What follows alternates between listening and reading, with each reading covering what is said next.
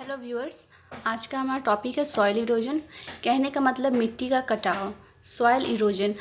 आप इस टॉपिक को बहुत ध्यान से देखिए। सॉइल मतलब मिट्टी और इरोजन मतलब कटाव या बहाव।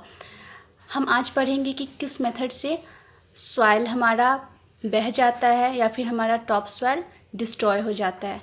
तो चलिए अब हम देखते हैं अपने फ्लो चार्ट की तरफ। तो हमारा ये टॉपिक है सॉइल इरोजन।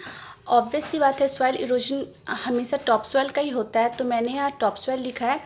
ये दो पार्ट्स में डिवाइड हुआ है, cutting of plants and tree and bye strong wind and rainfall. कहने का मतलब हमेशा टॉप सॉइल जो है या फिर cutting of plant and trees के द्वारा ही होता है।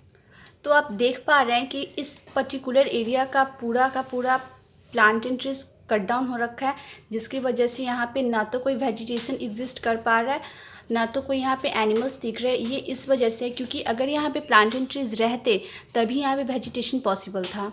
अब हम चलते हैं हमारे दूसरे कि ये देखिए, ये सब है टॉप सॉइल, ये उड़ रहा है। ये जो आप वाइट देख पा रहे हैं, ये टॉप सॉइल उड़ रहा है। कहाँ से उड़ रहा है? ऑब्वियस सी बात है, फर्टाइल लैंड से ही उड़ रहा है। क्यों? क्योंकि हमने यहाँ पे कोई सा भी प्लांटेड नहीं किया, जिसकी वजह से टॉप सॉइल बहुत हल्की हो गई और हवा या फिर वर्षा होने से तो ये सारे बह जाएंगे और हवा आने से ये सारे हवा के साथ उड़ जाएंगे। तो यही है। तो ये देखिए, cutting of plant and trees unbind the top layer.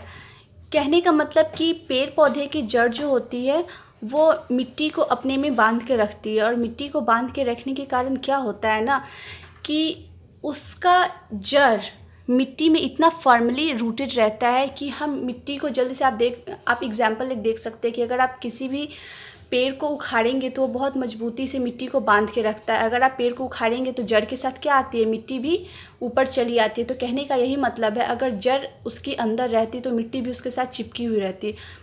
तो प्लांट एंड ट्रीज को काटने से यही होता है कि टॉप सॉइल अनबाइंड हो जाता है, और उसके बाद जब टॉप सॉइल अनबाइंड हो जाता है तो लैंड क्या? डिज़र्ट बन जाता है, लैंड बैरन बन जाता है।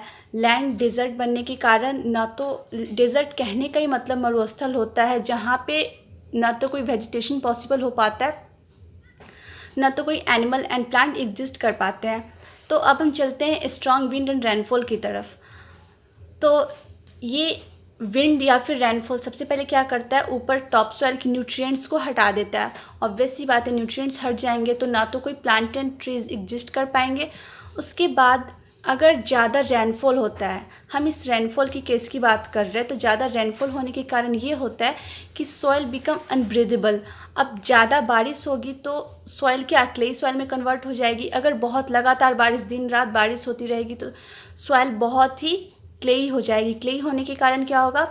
पेड़ पौधों को सांस लेने में बहुत ही दिक्कत आ सकती है, और उसके बाद धीरे धीरे करके वो पानी के साथ बह जाएगा। उसके बाद ये हमारा स्ट्रॉन्ग विंड या रेनफॉल दोनों मिलके फर्स्ट लेयर को रिमूव कर देगा, और लास्टली क्या हो जाएगा? हमारा लैंड डिज़र्ट में कन्वर्ट हो जाएगा। तो या तो आप पेड़ पौधों को काटेंगे या फिर आपका विंड और रेनफॉल के कारण टॉप सॉइल जाएगा। दोनों का रिजल्ट सेम, डिज़र्ट में ही कन्वर्ट होगा हमारा लैंड।